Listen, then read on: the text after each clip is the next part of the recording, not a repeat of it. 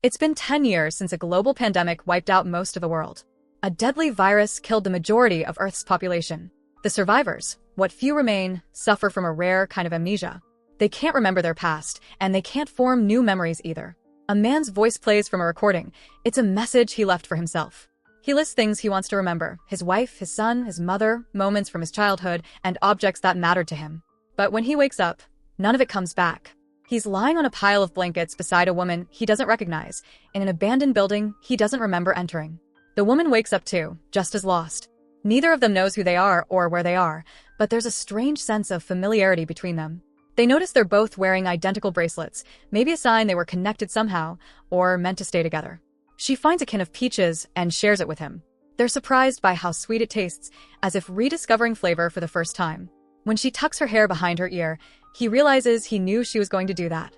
It's like their minds still remember patterns, even if faces and facts are gone. Then she finds a mirror.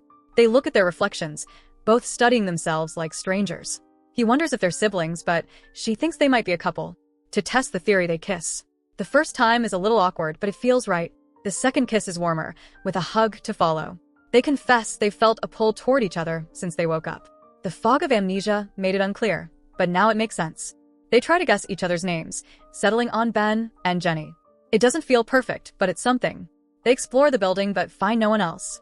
They gather supplies, some food and a box of matches, and stumble back into what they think might be their apartment. The blankets are there, so it feels familiar. Jenny wants to stay. It feels safe. But Ben disagrees. This isn't home. They were probably heading somewhere better. He promises they can come back if they find nothing else. He's sure they'll remember this place. She agrees. They grab jackets, pack up the food and blankets, and leave, holding hands. In another part of town, a young boy is wandering alone, humming a tune. He's found by a bold man, the Guardian, who insists on keeping him safe. Curious, the boy tugs at the man's watch. Guardian explains how it works, teaching him about time and space. Then, he hands the watch to the boy and continues walking, deep in explanation. But he's so caught up in his words that he doesn't notice the boy stopping to pick up a mirror and stare at his reflection, as if seeing himself for the first time. When the boy realizes Guardian's walked ahead, he rushes to catch up.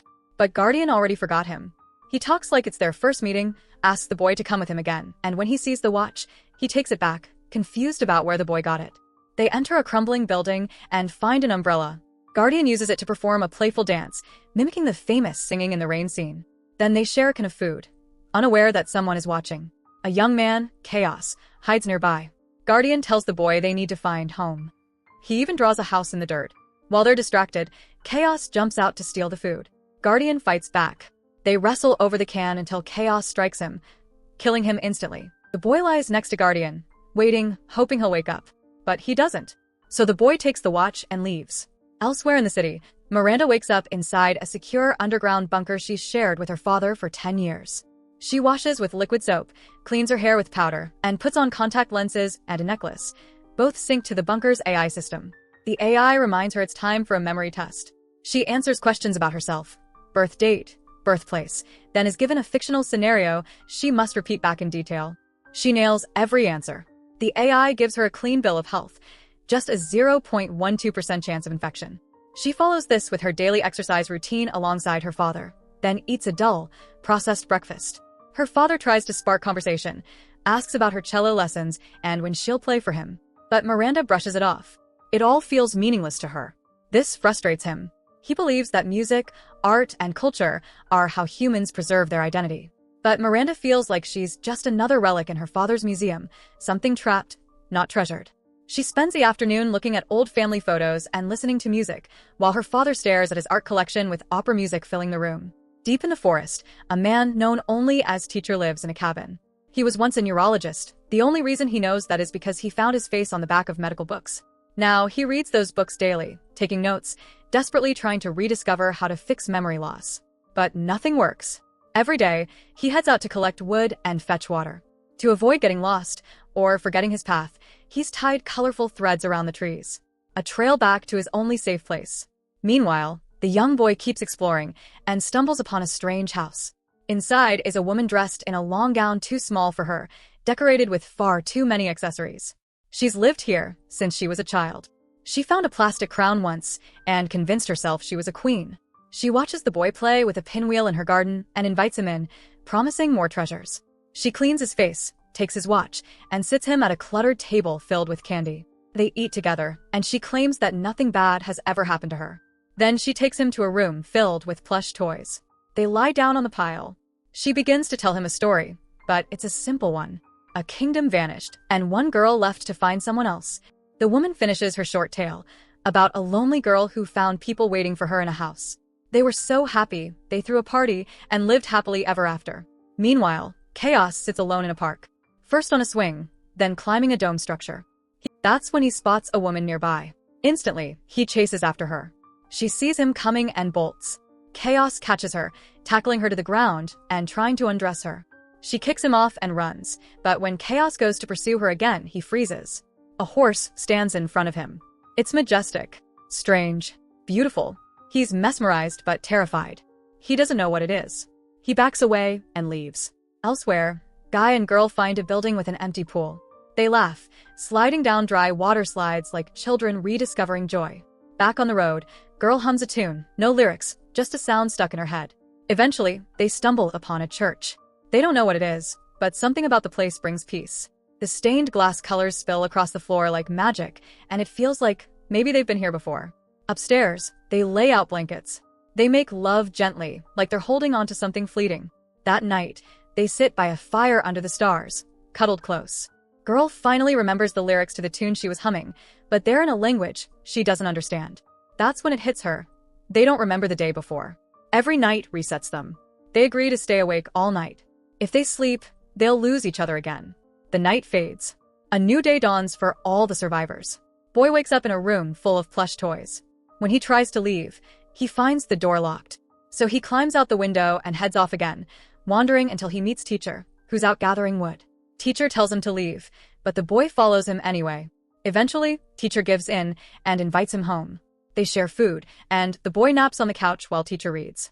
He even gives the boy a pencil and notebook to draw. Later, they go outside. Teacher tells the boy he remembers how to chop wood, even if he doesn't know why.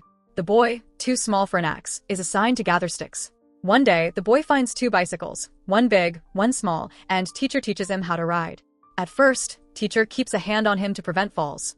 But after some practice, the boy rides freely. When the boy asks to explore alone, Teacher agrees, only after tying thread around him, just like the trees outside, so he won't get lost. The boy wanders as far as the thread allows, then returns, wrapping the thread back around his hand. Later, Teacher finds one of his books has a doodle on it. Instead of getting angry, he tears out the page and hangs it proudly on the wall. Meanwhile, despite their promise to stay awake, guy and girl fall asleep, and just like that, their memories reset. When they wake up, they're strangers again. The bracelets on their wrists are the only clue they're meant to be together. So, like before, they give each other names. Suddenly, girl cries out. She stepped on a nail. Guy removes it, sees the blood, and runs to find water. Girl begs him not to leave, worried he'll forget her. He promises he won't. But when he reaches the nearest house and finds a bottle, he drinks from it, and forgets everything. He walks off, leaving girl behind, and she forgets him too. Chaos, now wandering through a parking lot, picks up a pipe and begins smashing car windows.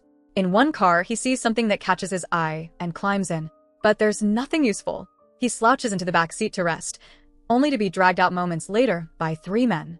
He fights back, but they beat him down with the same pipe. When he wakes up, chaos is being violated. After the men leave, he lies there crying. Eventually, he pulls himself together, stumbles to the rooftop, and considers jumping. But then, as memories fade, the pain disappears. He stops crying and starts laughing. He picks up empty bottles and throws them off the roof at random strangers walking below. Back in the bunker, Miranda sits in the only room with a ceiling window, gazing at the sky. Later, she eats lunch with her father, who proudly recites a poem he memorized. She offers nothing in return, except the same request she's made for years. Let's leave the bunker. He refuses. He believes if there was hope outside, someone would have sent a message. Miranda wants to find her mother. He tells her he's already tried. She was too young to remember how bad things were. He says if they leave, they'll lose everything. Miranda replies, "We've already lost it. Every day here is the same." That evening, she plays the cello for him. It moves him. He's proud. But now that she's given him what he wants, she asks again, "Let's go." He refuses, saying leaving means losing memories, family, music. Miranda says nothing. She retreats to her room, looking through old photos while the AI begins the memory test. Tired, heartbroken, she intentionally answers wrong. The AI declares she might be infected. That's the final straw. She packs a bag, leaves a note for her father, who's napping, and walks out of the bunker, ready to face whatever's left out there. Girl, now alone and having forgotten Guy, keeps exploring. She fills 2 bags with supplies and eventually finds herself at the beach. It feels like the first time. She plays in the sand, timid around the waves, until she finally steps into the water and lets herself enjoy it. It's beautiful. Later, she returns to town and scavenges again, but a storm hits. She rushes into a nearby building where several survivors have taken shelter. And there, through the crowd, she sees him. Guy. He doesn't remember her and she doesn't remember him, but they both wear the same bracelet. So that's it. Hope you enjoy the story. Subscribe and press the bell icon for more videos.